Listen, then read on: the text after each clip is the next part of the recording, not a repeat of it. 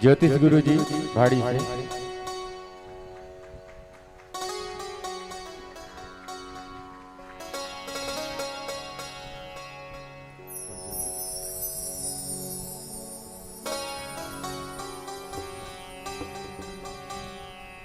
Taker वाले महाराज गुरु जी,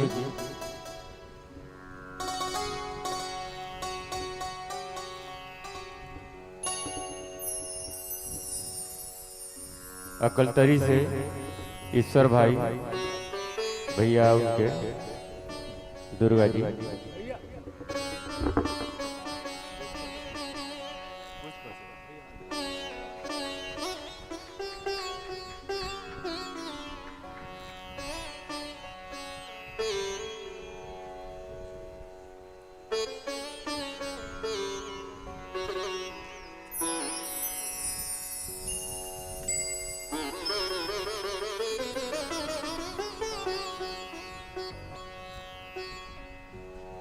बसा से हमारे हरिओम हेमंत भाई,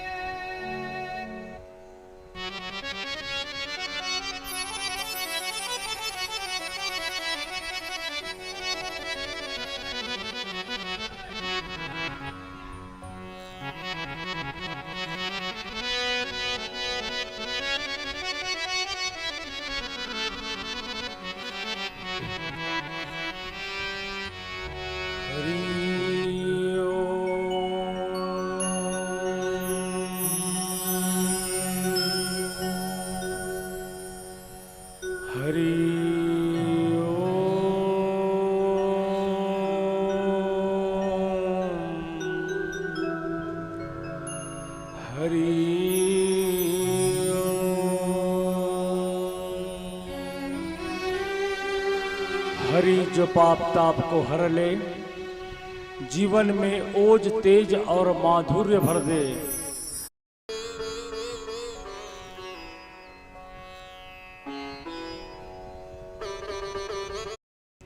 उसके जीवन में आरोग्य होता है, उसकी आयु बढ़ती है। जब जब आप भगवत की कथा सुने, आप अपने शरीर को पूछें कि मैं पहले कैसा था, अब कैसा हूं। आपको खुद ब खुद पता चल जाएगा।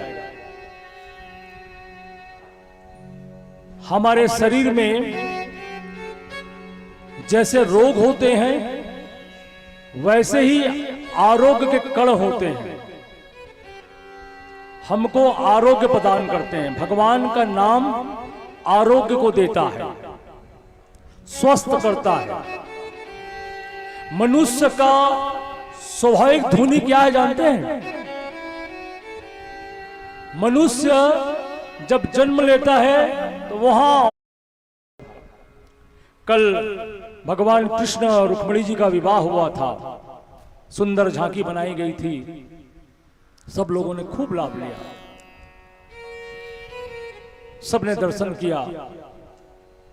अब हम श्रीमद् भागवत महापुराण के उस कथा में प्रवेश करने जा रहे हैं, जहां सुखदेव मुनि राजा परीक्षित से कहते हैं कि राजन,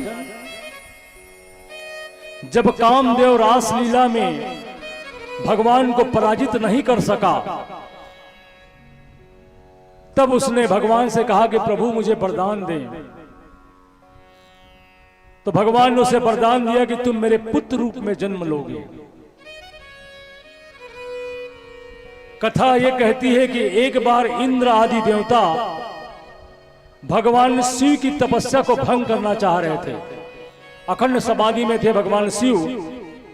तो कामदेव से बोले कि भगवान की समाधि को भंग करके दिखाओ। तब वह एक पुष्प बाण काम का भगवान शिव जी की तरफ छोड़ा। शिव जी की तरफ जब छोड़ा तो शिव जी का उसी समय नेत्र खुल गया और भगवान ने कहा, दुष्ट, तू अपने अधिकारों का दुरुपयोग करता है। एक राजा, प्रतापी राजा, भगवान सूर्य की उपासना करता है। भगवान सूर्य प्रसन्न हो जाते हैं। प्रसन्न होकर कहते हैं कि राजन, तुम्हें ये एक मैं मणि देता हूं, सैंतक मणि। यह मणि 40 भार सोना देगा। 40 भार, भार का मतलब होता है एक भार 400 ग्राम का। एक भार 400 ग्राम का तो कितना होगा, कितना किलो होगा? 1600 किलो लगभग, उतना सोना देता था। अब उसको जो पहन के निकलता था सत्यजित, तब उसको ऐसा दिखता था वो मानो सूर्य चमक रहा हो, दूसरा सूर्य प्रकट हो गया, इतना सुंदर लगता था। एक दिन भगवान कृष्ण के दरबार में पहुंच गया पहन के, द्वारकापुरी में। तो अब क्या होता है, कोई किसी को पसंद करता है तो उसके मन में आता है कि ये जो पहना है अगर मेरा मित्र पहनता तो कितना अच्छा लगता।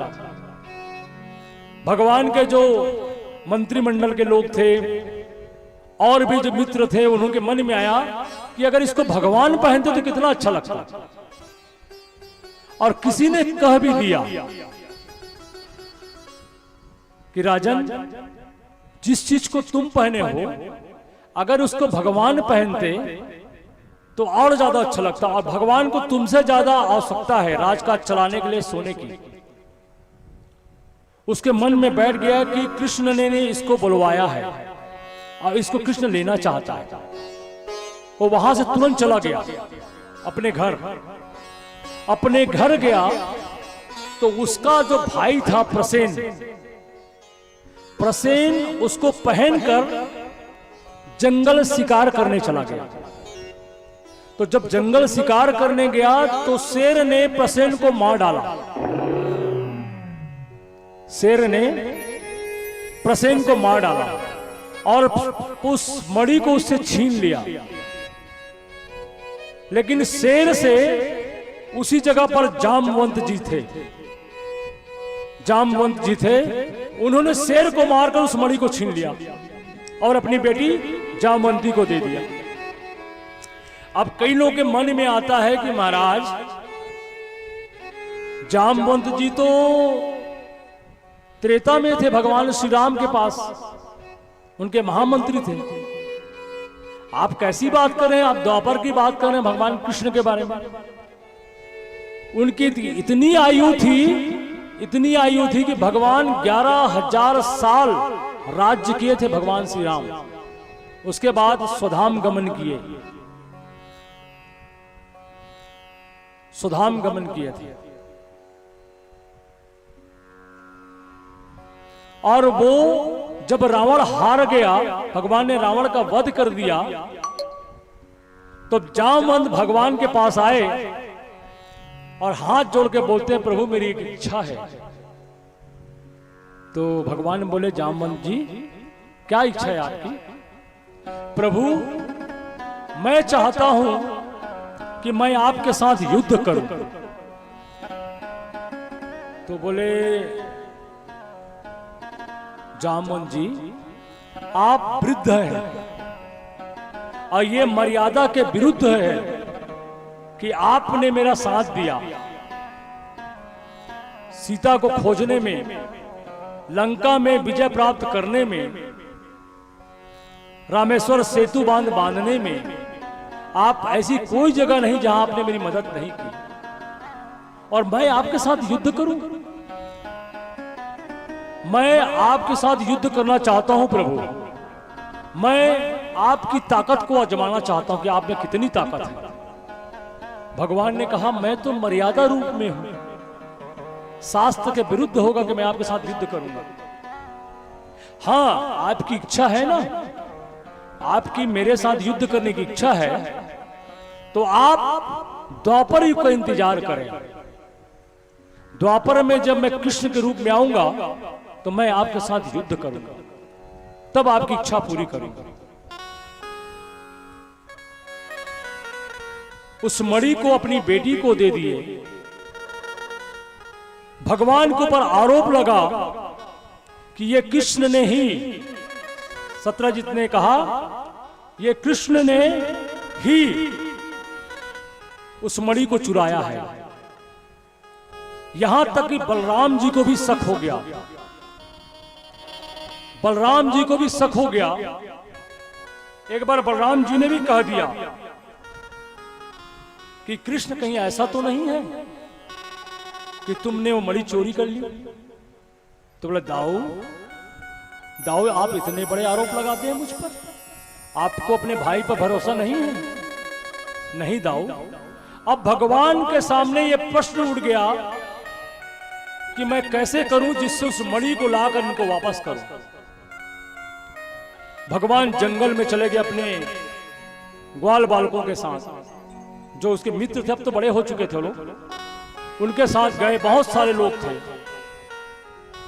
जंगल में गए और सिंह का निशान देखते देखते देखते वो समझ गए कि प्रसेन का ये चिन्ह है और सिंह का ये चिन्ह है। निश्चित रूप से सिंह ने प्रसेन को मारा है, मारा तो है, लेकिन कुछ दूरी पर सिंह मरा